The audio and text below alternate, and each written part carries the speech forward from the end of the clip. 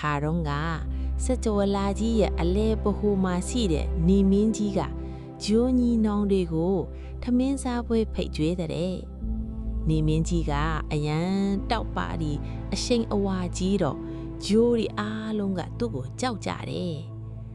ပွဲတော်မှာကြာတာပတေးဂျိုကငါကအကြီးဆုံးပဲငါမှာအချွေအရန်လှရီအများကြီးရှိတယ်ဆိုပြီးကြွားတာပေါ့စနေဂျိုကလည်းငါမှာလှပတဲ့လက်စွပ်ကွင်းကြီးတွေရှိတယ်ငါကအလှဆုံးပဲလို့ဂုံဖော်တယ်ကဘာမီကြီးကတော့တက်ရှိလေးတွေကိုစောင့်ရှောက်နေရလို့အေးအေးဆေးဆေးပဲထိုင်နေရှာတယ်အဲ့ဒီအချိန်မှာလနုညီလမင်းလေးကထောက်တနေအောင်မှာတိတ်တိတ်လေးထိုင်နေတယ်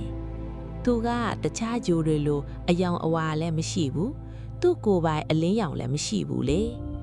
စနေဂျိုကလမင်းလေးကိုကြည့်ပြီးမင်းကတေးသေးလေးအလင်းလည်းမရှိဘူးမင်းကစကြဝဠာအတွက်ဘာအသုံးကျလို့လဲလို့လှောင်လိုက်တယ်လမင်းလေးကဝမ်းထဲသွားပြီမဲ့ဘာမှပြန်မပြောပါဘူး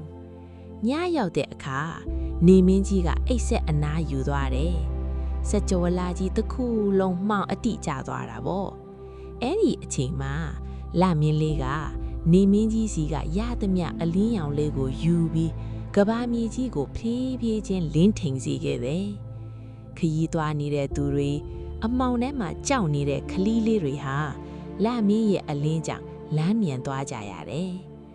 မနေ့ရောက်တော့နေမင်းကြီးကအားလုံးကိုပြောလိုက်တယ်မင်းတို့အားလုံးကအကောင်ကြီးတာအလှအပရှိတာတွေကိုကြွားနေကြပြီမြင်လမင်းလေးကတော့သူတဘာအမောင်ကျနေချိန်မှာသူရသမျှအလင်းလေးနဲ့အများအကျူးကိုတိတ်တိတ်လေးဆောင်ရက်ခဲ့တယ်တဲ့တွေ့လားမြေးတို့စကြဝဠာထဲမှာဘလောက်ပဲသိငယ်ပါစေလူတိုင်းမှာကိုယ်စီတန်ဖိုးရှိကြတာကြီးပဲ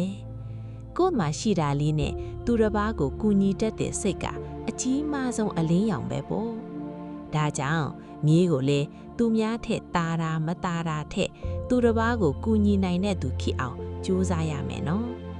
အခုလိုသင်ခန်းစာပုံပြင်များကိုနားထောင်နိုင်ဖို့ like and subscribe နှိပ်ပြီးသွားကြပါနော်